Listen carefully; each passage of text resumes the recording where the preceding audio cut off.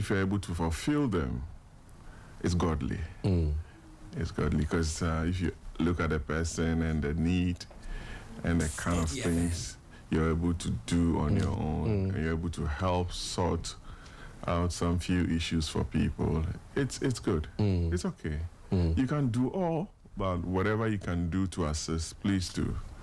And because the person will not just wake up and come to you or send you a message. Sometimes it's difficult asking. The person will just drop you a message, a line. So, hey. How have you juggled that with family? It's a choice I made. It's a choice I made, so come on, it's okay. It's okay. They appreciate what I'm doing for society and the country. I mean, had it not been for some level of vigilance, you'd have lost your seat. True. Sporty FM. But those were difficult moments, right? I was vigilant. I tell you, I knew my results as at 7:30, latest 8 p.m. on election night. That's all I do.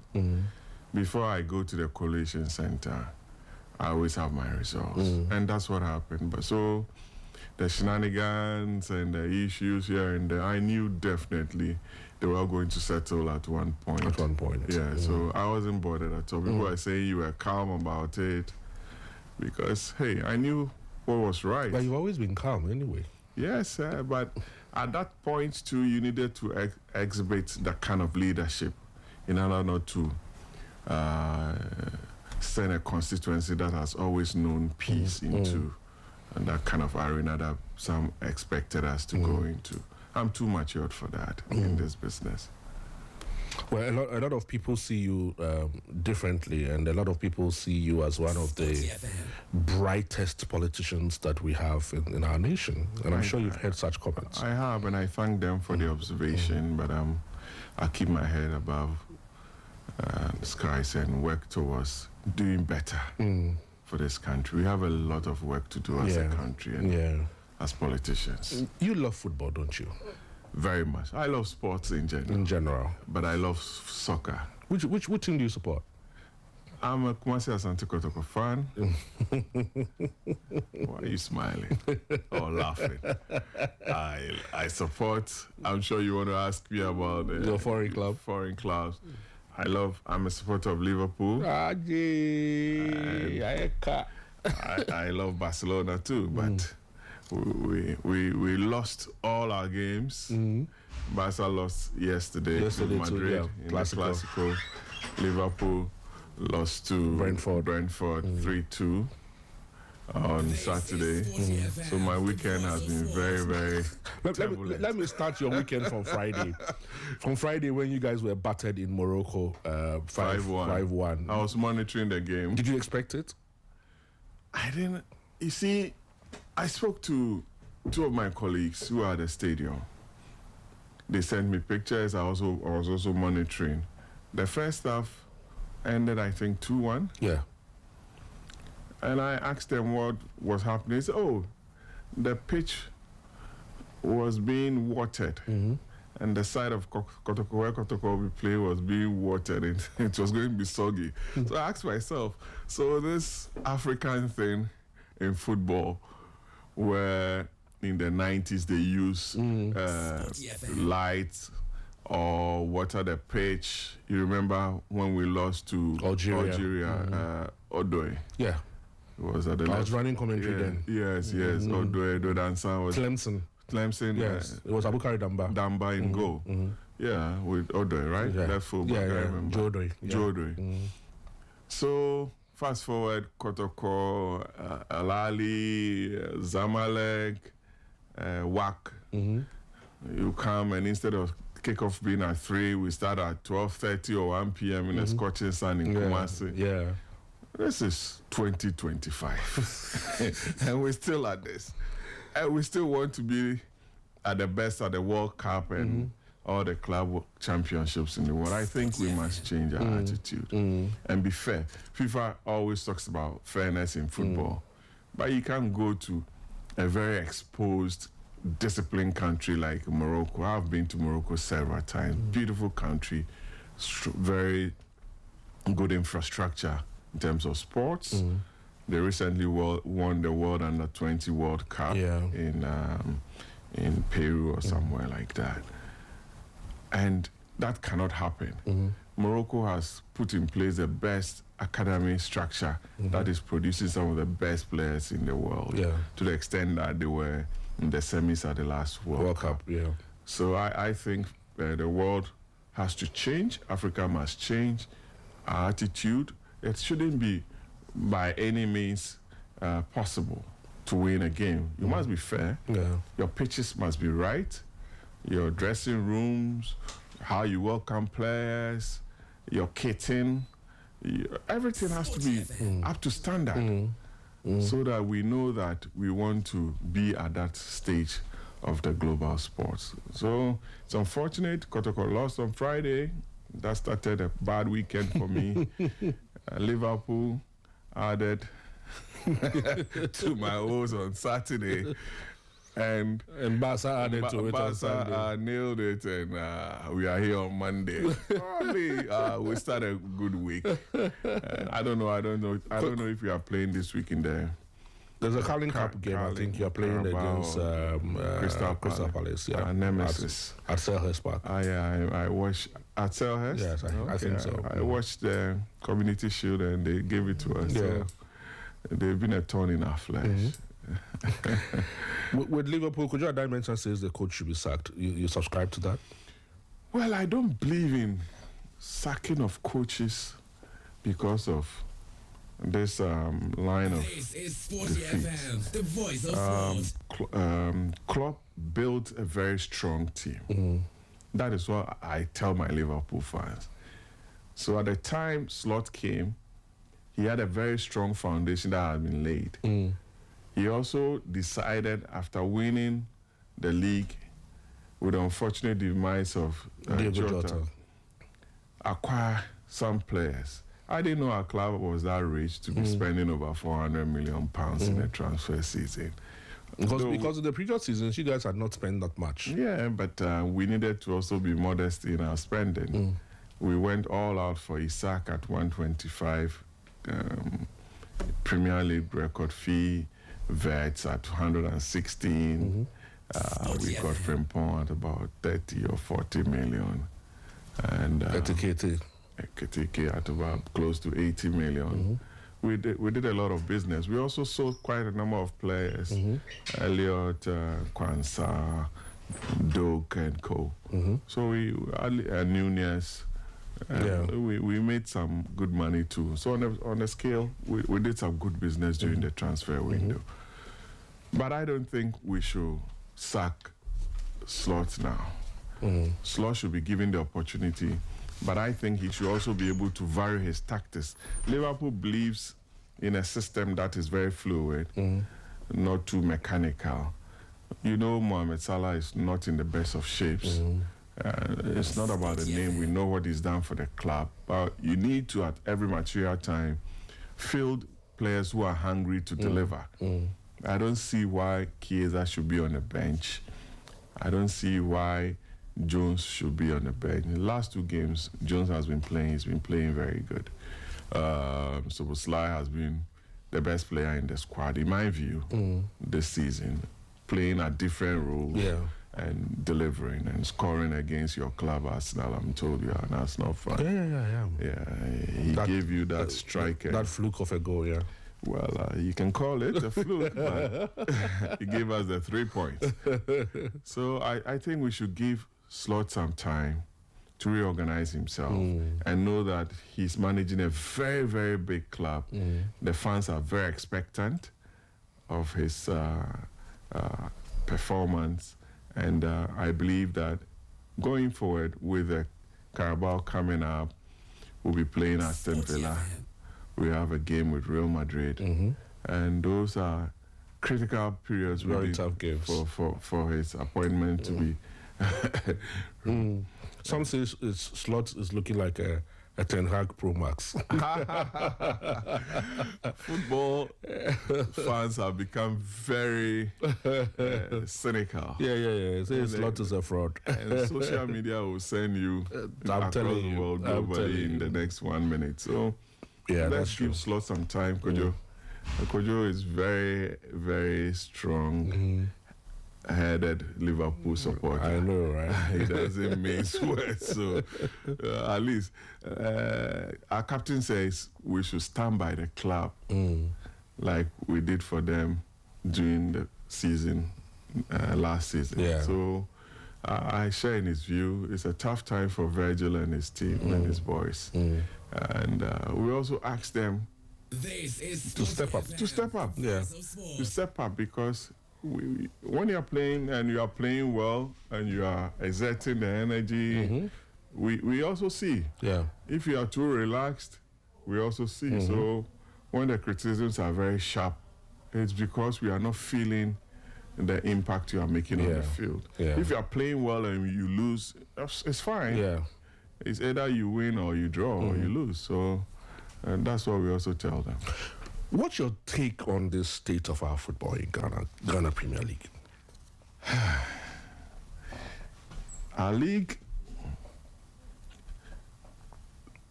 started declining some years back when we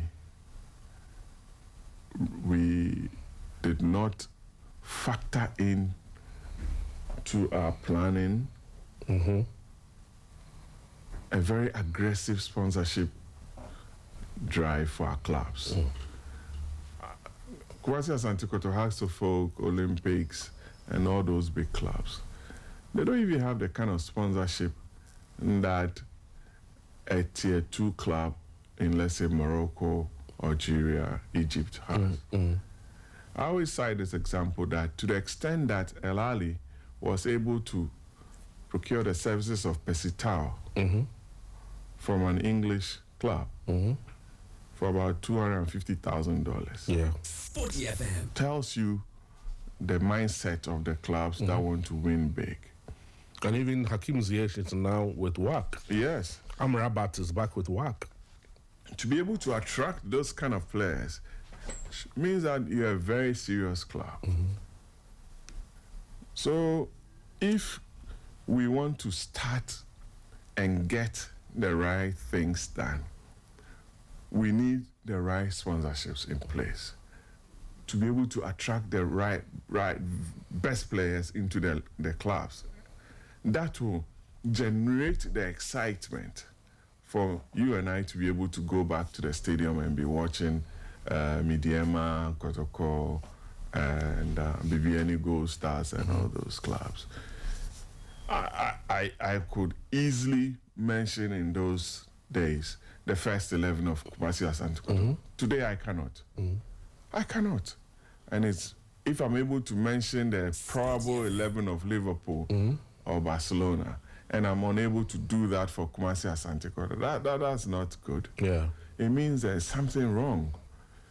What I've proposed to the interim chairman, who happens to be a very, very good brother of mine, now a chief in Kumasi. Nana Pinker. He went to Adi school. Yeah, I know. I don't want to mention it. So, Sorry. excuse me. I don't understand why a club like Kotoko should not have certain things in place. So I was just telling him, Nana, why don't we put this thing in place? I'm giving you this proposal to be able to raise 4 million cedis for the club. Easy. That identify 100 of your supporters in Kumasi and Accra, Takoradi, Cape Coast, Tamale. To be able to give you 20,000 cedis a year. Some may be able to give you 30. That will give you a cool 4 million cedis. Why doesn't Kotoko have a TV station, properly so-called, a radio station, a very good marketing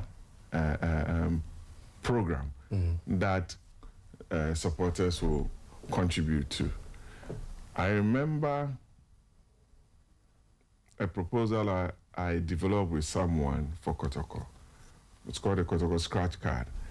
Obtaining a license from the National Communications Authority where you could, anytime you buy that card with the Kotoko emblem or whatever on it, whatever amount you pay Kotoko, get a certain amount of money from the scratch card. It's called the MVNO license that I've proposed to. I intend, being at the background, to support with such activities of the club, to be able to raise the kind of money, to be able to buy the kind of players we have. Kotoko had Atem and all those players from Cote d'Ivoire, Celestin Atem and all those players. So, one, it's about the sponsorship. But if you're corporate Ghana, if you sit on top of a business and Kotoko comes to you for sponsorship, first of all, what kind of structure would you be looking for within Kotoko to be able to put your money in there? So, Fiifi, I was talking about sports in general. I think as a serious country, we have the banks who are declaring all sorts of profits every year. Insurance companies, mining companies. What is their contribution to sports? According to the World Bank, sports contribution to the global economy is between 1 to 2% of global GDP. That's about $700 billion. What are we doing to that? So, corporate bodies, together with government, must be able to put together a structure and say that, look, for hockey, all the savings and loans companies, the association, we are going to give you this incentive to enable you put together a sponsorship package towards the promotion of sport, hockey. Athletics, all the insurance companies, what are you going to do to help with the promotion of athletics? And what do you expect from us as government? Because, and so on and so forth. Because if our national teams do perform, the state always holds a banquet or a party and says that, some of them are even declaring our national holidays and stuff. It means there's an interest in sport. Yeah. And what is the country also doing towards the promotion of sports? Let me digress a bit. I was listening to the Kenyan president when Faith Kipyegon and her team went to present their medals to him at the State House in Nairobi after the World Athletics Championship. The kind of incentives corporate Kenya puts into sports, I expect that. That requires a very strong governmental support. Very much interested. Fortunately, all the presidents that we've had in this country are sports lovers. From Kwame Nkrumah to President Kufuor, who chaired Kotoko. Nana Akufo-Addo loves his soccer. And President Mahama, I know, loves soccer. Is a Kotoko supporter too. So the interest is there, but the leaders to be able to convince those decision makers as to why sieve off some of the national revenue into sports promotion and the multiply effect that is going to generate in the nearest future. It's what has to be drummed home to the decision makers. When you do that, corporate Ghana will also be very much interested in our local soccer leagues. Clubs must also be supported by the FA's revenues from international competitions like FIFA. You have codes. When we used to walk and go and watch, let's say, Olympics babies, Farcos, Halifax, Power Lines, Power Lines. They were tough games. In your constituency, there were a lot of... My place was, it was very hot. it was so hot that during some of the games, it had to be moved from the Aveno Park to the police depot park because of security. Because the number of people who come and watch the Olympics babies play great Farcus. It's amazing. The players, may so rest in peace, Mijima and Co. were all from Farcus and Peter and all those boys. Abedipele were from Farcus. Abedipele. Yeah, they were all from Farcus. Olabode, all of them. Big boys. Yeah. So if you look at the players that has been produced from that level to this stage, it means that if you're able to put in the right investment, we'll be able to generate a lot. Fiifi, I'll share a document with you about job creation and what sports marketing generates globally. And you'll be amazed. Wow. The kind of figures that I'm seeing, that I've been reading about since I decided to come and speak on this program.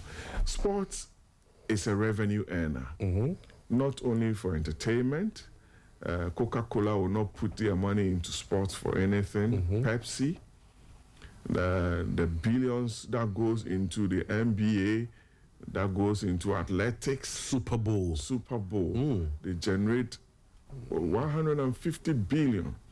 I was looking at sports marketing companies the voice of sports in the world, like what you are doing. I didn't find the name of a sports marketing company from Ghana on it. I saw names from Egypt, names from South Africa, names from Morocco, and the likes, America, Europe. I saw all of them. It means we have to look at sports marketing critically and professionally as a revenue generator and for the country. Let me end here, and maybe if you have something. Yeah. I mean, I remember those days. The only sports marketing company that was quite popular at the time was Rex Consult. Yes. By Mr. Rex Dankwa. He was more into sports marketing and showing us how to go about it. But even if you look at the structures of our sporting institutions, 99% of the time, because of the lack of funding, the structure itself is not properly done. That has become a major issue. I was speaking to somebody who was in a very good position corporately to help sports. And all he said to me was that, they are not professionals enough, because he doesn't want his name to be associated with this particular discipline, because there's always violence within that enclave. So he doesn't want anything like that to be associated with. So I should come back to him if I find any other discipline that I think is good enough. And I said, okay, then let's do athletics. Because football is what will give you a lot of mileage. Because in terms of athletics, the events are not every day. Yeah. Unlike football. But he vehemently said, Fiifi, don't worry. I'd rather do athletics than do football, because football, in person, better and and all of that. You think that our sports organizations, football, hockey, you think their structures are good enough? Well, they are not the best, but they can be improved upon. And I think it's a very unfortunate for the person to associate our sports with violence. We've had terrible times, but I think we've improved a lot. And I think we must also look at the management and governance structures of our sporting clubs. Is it because the person has money, Sporty FM, so he can own and chair a club? Is the person putting in place the right structures, administrative structures, governance structures, to be able to run a club professionally? When you take the organogram of Zamalek and compare with the organogram of Kotoko, are they the same? Do we have good doctors? Do we have marketing people? Do we have psychologists? Do we have all the professionals that require that are required to be able to run a professional club like Kumasi Asante Kotoko. The gentleman, I'm happy he chose athletics. And I don't know if you are aware of this, Margaret Simpson. You know, she set up an athletics club. Yes. Yes. And if the gentleman is minded to help with athletics. We spoke to her here a couple of weeks ago. Okay, good. I've decided to support her through, I'm talking to a gentleman, Rex, so that we buy some running shoes for her club. So I think if some individuals can decide to take up athletics, it's very good. I'm a very keen follower of athletics, even though I love my soccer. I follow every Diamond League event or meeting. I followed the World Athletics Championship recently in Tokyo. I've been following it all through, comparing notes with greats like Altufor and Gary Al Smith on the platform. And I'm very happy with the kind of athletes we are producing in the world. Very, very technical, technically good, to the extent that someone like Sidney McLaren-Lovren could move from the hurdles to win the 400 meters. Tells you that all the sponsorship that she gets, she's using it properly and professionally. The Americans don't joke with their athletics, from their schools and college athletics. Yeah, it's very competitive. Very, very competitive. You watch the athletics teams. To even get into the team is... The national meet is crazy. Is a crazy one in Eugene all the time. So we must invest in our sports to get the results. Yeah. There's no shortcut to it.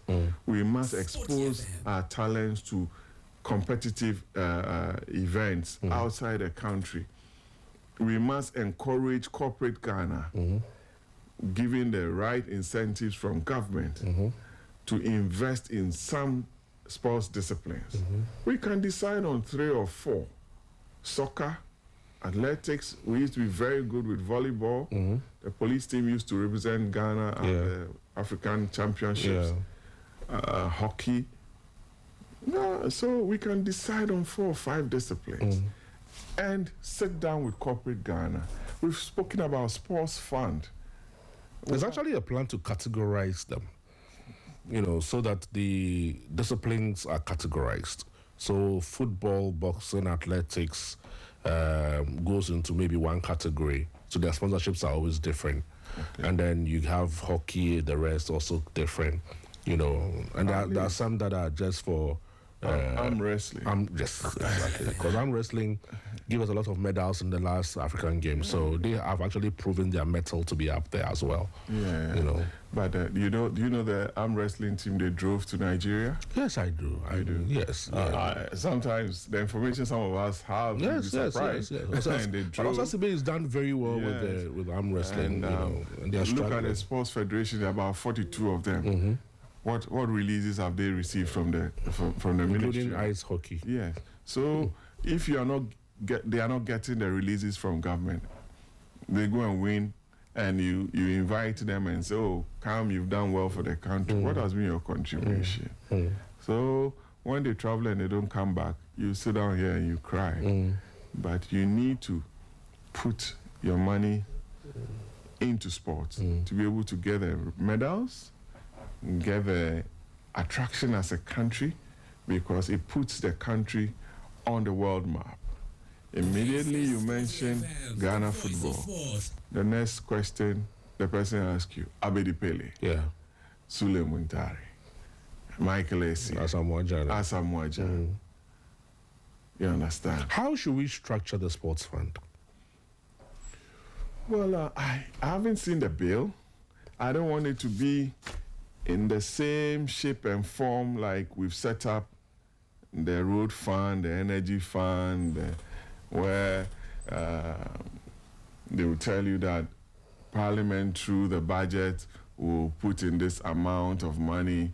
And I can tell you, the Minister of Finance, if he has no interest in sports, you set up the fund, by an act of parliament, and the monthly releases or quarterly releases will not be forthcoming. It has happened to a lot of funds. We recently set up the road fund. Even common fund, you are struggling to get it. Road contractors are mostly football and sports. They will easily. So you need to structure it in such a way that a certain percentage from corporate Ghana's profit is channeled into it as the seed money. Then you look at allocations from Parliament, grants, and donations into the fund. But the biggest chunk or source must be from corporate Ghana. Maybe 0.2% of their profit. It's a lot of money. If they want to help Mother Ghana in sports promotion, why not? You declare so much profit. I'm seeing ADB talk about a turnaround and big profits of over 400. What does ADB do in terms of sports? ADB is scattered all over the country. Ghana Commercial Bank is the biggest bank in this country. Standard Bank is here. What are they doing? ADB, Standard Bank, Commercial Bank, if they decide to donate 0.5% of their profit to help with sports promotion, it will take us somewhere. Car Bank used to do it for beach soccer. I mean, with Amufara at the time, and they used to do that with beach soccer. And also, if corporate Ghana is able to do that, then government must also help them as a way of lowering their tax obligations. You understand? Because if you are, I think the GRA Act or so, certain donations are treated as charitable donations and stuff like that. I think we have to look at that. Do you think another tax form should be introduced for sports alone? I mean, I know that before then there was a sports betting issues that came up and all that, and it was cancelled. It was actually revoked from Parliament as NDC came to power. Question is, do you think that it was a mistake to revoke the sports bets? What was it generating? I have no idea what it was. Question is, it's a matter of government policy. Unfortunately, I don't speak for government. But government decided that, look, sports betting was not good. It was a very political tool during the campaigns. I'm sure some have regretted because they could have gotten a lot of money from the betting companies to promote sports, because whether you like it or not, every day people are at the betting shops betting. I'm told now people go and even bet the team to concede first, the first corner kick, the first penalty, a Ketike to score first, and all those people stake all sorts of money. I didn't know. I thought they only went there and said, okay, this match Liverpool was going to win. I'm told it's not straightforward like that. No. I was being very naive. So it's a matter of governments taking that decision, whether to levy the betting companies again or not. That is for government to decide. But I have given you... I think that particular one was not against the... It was not for the betting companies per se. It was for those individuals who would win. The percentage of the winning earnings. Yes. That was where the contention was. But if because the betting companies are already paying their taxes by way of, like obligation to do so. But in terms of the earnings... Okay, so if the companies were getting something out of what the guys go to the shops to stake, and it had an effect on their profits. Now you're saying that, if I win, I'm not going to be taxed. So who stands to be affected? Is it a company or the individual? The individual gets more money down then. Yeah, but the individual can also stake for a long while without winning. And so he's also losing money to the advantage of the company. So for me, on a more serious note, I think it's the companies that should be looked at. Yes. Some have also said we should tax alcoholic companies because alcohol is a luxury. We are already taxing alcohol For sports purposes. Why must you single them out? Why won't you tax cigarettes? I mean those luxury. Are they luxury? Yeah, alcohol and cigarettes. They said they are luxury items. So did he but people drink before eating. They will tell you we are drinking for appetite. So it should be a broad. There should be a broad consultation or conversation on that. Yes. For me, if you look at those three, betting, alcohol,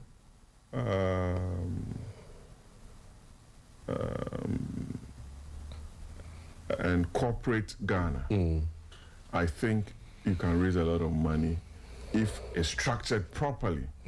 People like you must be invited around the table to find the right structure, because government will also be looking at the fiscal side. They'll do the fiscal impact assessment to find out if we are to allow this, how much are we going to lose in terms of tax revenue? But the other side is that if it's allowed, over the next 5 years, we'll be able to generate X amount of money, more than what you are losing now. Yeah. So you need to engage the right consultants to be able to put together the right proposal before government. Yeah.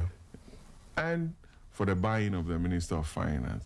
Because if you look at the sponsorship programs by the South Africans, the kind of money they put into sports, you'll be amazed. Billions of rands. And you saw you always see the results they produce. It's coming from corporate? Corporate. There are all sorts of MTN things. The money they put into their rugby. Sporty Yeah. Big time. Cricket. Swimming. That's why they produce all the Charlie clothes of the world in swimming. The South African team plays hockey, netball. They are there, big stage. That's where you find them, because they start investing in the schools through sponsorship programs. Because when you want to even go to a very good school, they will check your sports participation. People will check whether you played soccer, girls soccer, you were in the swimming club, whether you played hockey. So it's all part of ways of getting good scholarship packages, even to enter into the university. Sporty FM. So those are some of the things I want us to look at to be able to develop our sport. We all love our sports, but we are all not thinking through how to produce the best in the world. What do you tell Kofi Adams when you see him in Parliament, usually? Kofi, unfortunately, Kofi and I haven't had a sit down to talk about sports. It was during his vetting that I asked him a few questions. Before his appointment, I didn't know his love or understanding. He's just an administrator for sports, but there are some people who do appreciate some of the contributions or the things we say. Open-heartedly, they accept criticisms. Kofi is somebody that you can call and will appreciate your views and take it on board. Recently, I think I spoke to him about before the game with Comoros, and I was telling him that, Kofi, this game is not as if you've qualified already, so he said, no, we have to win. I said, yeah, that's a good mentality, because they had beaten us twice, and we needed to also at least show me big How does it feel for you that for the first time in many years, we will not be at AFCON in December? That's un-Ghanaian. Let me put it in quote. Yeah. That you will be watching AFCON without the national anthem being played. Anthems of other countries are being played because we were ill prepared, we were not serious at the time. The voice of sport. Some of us went to Abidjan to watch the games during the last Nations Cup. Maybe it's a good thing for us to use that opportunity to also watch a few of our players in Europe and in Africa, in Asia, and look into rebuilding a very strong, attractive national team. I hear of these arguments, and I'm sure we'll go there. So AFCON without Ghana is like a car without an engine. It's very unfortunate, but hey, in the line of pecking, the pecking order, we are not too strong as the Senegalese, the Egyptians, the Algerians, the Moroccans. Even if you look at DRC, they'll be playing in the playoffs. Nigeria, Burkina, I was going to mention them. Bertrand Traore's team is one of the best. I watched their last game with Ethiopia. Even the pitch alone. I asked myself, where did we go wrong? So we need to build a team that is very powerful, that teams will approach with seriousness. Now, I don't think people fear the national team, the Black Stars. One of the days where you just call and ask, yes, sure, I'm saying, you call and say, scores, because we can be beaten. And we've always been beaten lately. So we need the right players who are committed and dedicated to the national team. You can't build a national team where players cannot string 5 passes together. People go and sit at the stadium and it's Ajay, we see, then they'll be insulting the players. No. It cannot be. We need to build an attractive national team.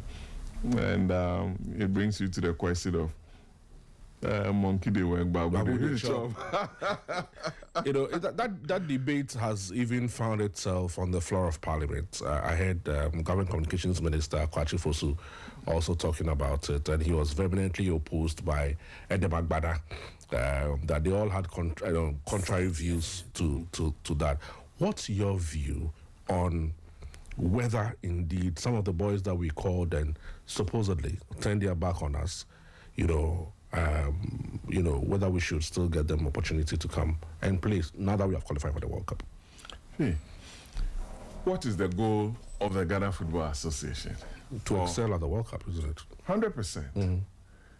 So how do we excel at the World Cup if we have some of the best who hitherto did not find the national team that attractive and declined to calls to play for the national team? What was happening in the national team that they said they were not interested at the time?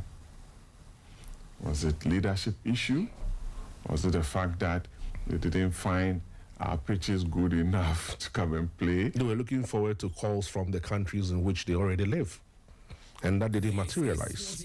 So question is, if you were born and raised in the UK or in Spain,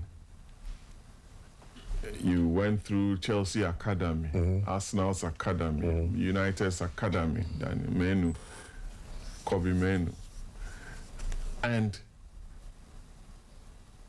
your upbringing, your thinking, everything about you was English, or was French, or was Belgian, or was Dutch, or was German. But for some reason, you haven't been able to secure the right call into the English national team. For example, if you're a right back, like Tarek Lamptey, you have Trent Arnold, you have Trippier, you have Reece James. I've mentioned just 4 players. At the time, there was even Kyle Walker. Kyle Walker. At what time were you going to oust all these players to be able to make a starting lineup in the English national team? You needed to make a move. Yeah. And he did make a move. He was in the team in Qatar. I was in Qatar to watch the team. He was there. Ever since, he's been plagued with injuries and what have you. But He even came for a few qualifiers before Qatar. he did. He did. So if players like Hansen Odoi, I've had a chance of talking to his brother, who is his agent, before. I think we were on a plane to Accra. And Chelsea, at the time he was at Chelsea, and he was coming with his parents for a 1-week break. So his brother even gave me his number. I tried to talk to him that, look, he should consider at the time he was playing for Chelsea. He thought he had a foot in to the English national team. What will you do? Now, it didn't materialize.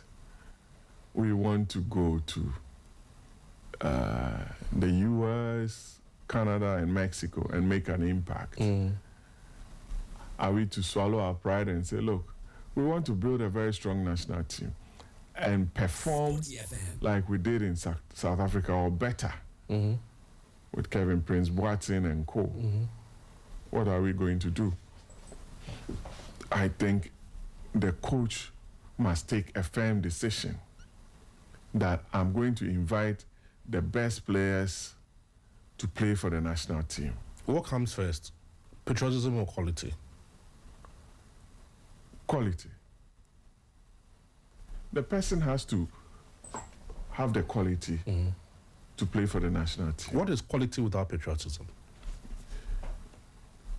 Patriotism in terms of, not loving my country. The person was, in the first place, Fiifi, I built a foundation. The person is not even a Ghanaian born. So that patriotism, we must push the person to even accept and understand and appreciate it. Because as we speak, the person is even a holder of a UK, German or whatever passport or nationality. There has to be that switch. And it's not easy. How many people will switch nationality? The person must take a very, very important decision of his life. And these gentlemen or guys that we are talking about, they are all less than 25, 26. They are very young people. Some still live with their parents. So patriotism, yes, but the person's upbringing needs to be refocused and redirected. And that's what I'm saying. So the coach will look for the quality players to play for his team. The person can come and wear the national team, play his football 90 minutes, and may not be that patriotic like you and I will be holding our flags and on the other ball where we are caught. The next call up, you come and play. You won't find him in any Ghanaian activity or whatever. So it's a decision that the boys have to make. First of all, to play for the national team of Ghana, having been brought up in a certain way, living in different cultures and traditions, and making that solemn switch from a country that they've known from their birth. It's not as straightforward as that, but it's for the coach to say that, look, I want you to play for the national team of Ghana. Forget about the comments here and there. It's your heart, people will say that you are being opportunistic because you want to play in the World Cup. Yes, every human being is opportunistic. Every human. I mean, the record showed that from 2006, when we cut our teeth at the World Cup, not every player who played in qualifiers was able to go. Yeah. You know, some didn't even play in the qualifiers, but they found themselves. Yes. I remember in Cannes 2008, the last player to join camp was Quincy Abe. And he became committed. He was from the Netherlands. Yeah, he became committed. He played, and I love that player, his energy. So, let's put our best foot forward. To the extent that the U.S. national team is able to beat us like 4-0 and all those things in a friendly, tells you that we need to beef up certain departments. Which area of the team? I was just coming to that. Which area of the teams do you think we must improve? Our striking department. Since the departure of Asamoah, we haven't had an out-and-out striker that we can rely on. I watched Asamoah in Germany in 2006. Yeah. Come on. Very young, intelligent, beat Peter Cech in goal. I watched the game. I was there. I watched our first game in Hanover and all those games. Yeah. Asamoah is a very fantastic striker. Very intelligent. You may like him or not, but I love Asamoah. Sule and Co gave him all the support, ACN. So we built a team from there, and we're very lucky we won the Under-20 World Cup. So that brought into being Dede, Ajman Bedu, Adia, and Jonathan Mensah, and those boys to also beef up the team. So our striking department has to be worked on. That is why it's difficult fixing Kudus at the right position and Semenyo. Because if you have a very potent striker, you'll be able to play Kudus on the right and Semenyo on the left. And you have a very strong front three. Why is Inaki not scoring for us? Anytime he's with Athletic Bilbao, he's scoring. But anytime he's in town, he's struggling to score. So and even with Semenyo, if you look at him at Bournemouth, the form that he displays in Bournemouth is not the same when he plays with the Black Stars. Okay, what is what I've identified? That the national team lacks creativity in the midfield.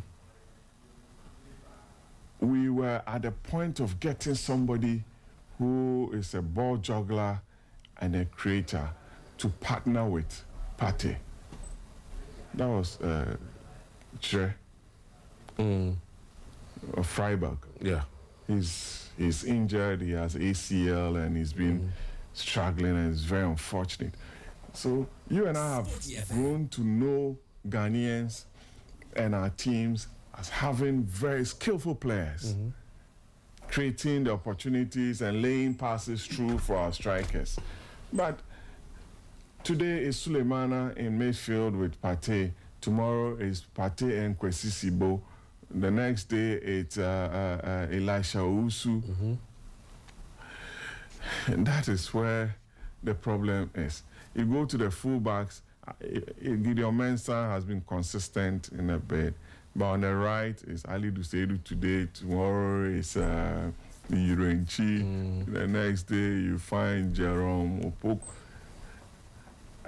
So we need some consistency in the striking department and some creativity in the midfield to unleash the potential in Kudus and Semenyo and Naki. And also, I think we need to build our goalkeeping area well. We are going to play in the World Cup. We need to have a very confident goalkeeper. You think Benjamin Asare is not confident enough? Asare is good. I say we need to build his confidence because the World Cup is a different kettle of fish. Yeah. You're going to have 70,000, 80,000 people in the stadium with all sorts of noise and stage fright, and all those things can be very worrying. So Asare needs to This is the time that you send him on an attachment to clubs in Europe to watch and train when House of Folk is not in session, to be able to train with some of the best goalkeepers and some of the best goalkeeping coaches around the world, to let him know that whatever they are doing, he can also do better. Yeah, because Atizigi and Koa in Europe, so they have a few, but he has to be given that capacity building to be able to have a bigger picture in mind come 2026. If you just joined me, I am spending time with Hon.Patrick Yaw Boamah. He's the Member of Parliament for Okaikwei Central, and we're just having a conversation on a few things. And in fact, we're just about to end our conversation because his time is almost up. He has to leave. But before he goes, let me just pick your brain on this. That do you think we have failed as a nation when it comes to infrastructure and maintenance? We are not there to even start and fail. Because I don't know where you are. You usually go to location services settings and we don't even have the infrastructure to fail in the first place. The Sipon Stadium that we built, it's in a sorry state. That is. But do you know it's one of the best stadia we built? Yes. It's supposed to have hosted all the athletics meets because it has all the tartan tracks in place. What have we done to ourselves? And the MPP, President Kufuor, started the regional sports complex that had all the other disciplines. It has to be completed if we want to unearth a lot more talents, because it had tracks, running tracks, volleyball pitches, and what have you, soccer. So it has to be looked at. I think the fund will have to be able to support some of the developments. And also within the communities. In this town, in this country, every bare land a developer wants to build for real estate. We all travel and see pitches within communities where people go around and do all sorts of stuff. We don't have the infrastructure, the modern ones as such. Because the infrastructure must come with some equipment too. If our athletes are still lifting all the metals that they are not supposed to be lifting, you can't compete with Kipyegon and win. Or Melissa Jefferson. It's not possible. It's not possible. You see them skinny, but they are very fast. And the kind of equipment they use in training, you can't beat them. So our infrastructure, we need to have a way of developing it. And the fund should be able to support it. And I've told you how I believe we can be able to raise some money to develop our sponsorship, our sports infrastructure, and the talents that we have in this country. Maybe we need to find another time and then get you back in the studio, because I know you're hard pressed for time today. We need to find some time, bring you back, and then we'll look at some of the performances of our people, including our sports ministers and how they have all done, because everybody holds a view, different views of the various sports ministers who have come and gone and their performances, and we think that, well, it's a conversation that we must have at one point in time. But anyway, this is coming from a gentleman called Ani Osabute. Oh, and he says, yes, he's based in Germany now. Oh, really? Yes, by now he's drinking beer. That's what he does every evening. Oktoberfest. Yes.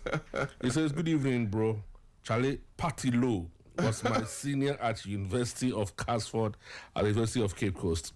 And he's a proper public servant whose politics is way above what is often seen within our system. As for Kotoko and the entire league, there is no standard. Zero. And it doesn't look like anything will change at all. If today a team in Tikrit in Iraq wants our Black Stars keeper and has to make close to 5K a month why should he remain in our league? We are truly, it's a very long one he sent to. He says, oh, yeah, Annie. Yes, Annie. He says you were called Party Low at the time. No, Party Low. We're too troublesome. I'm happy he ended it. All right, well, I'd like to thank you so much for your time. You know, my producer hinted me that you have to run off to some other projects, you know, but we are happy to have you here. I'm very happy to be here. He gave me 1 hour. Yes. And I think I've been able to do that. Yes. I'll be here. Yeah. I'm always around here. Very nice setup. So thank you very much. I'll stop by and I wish you the very best. Absolutely. God bless you. God bless you too.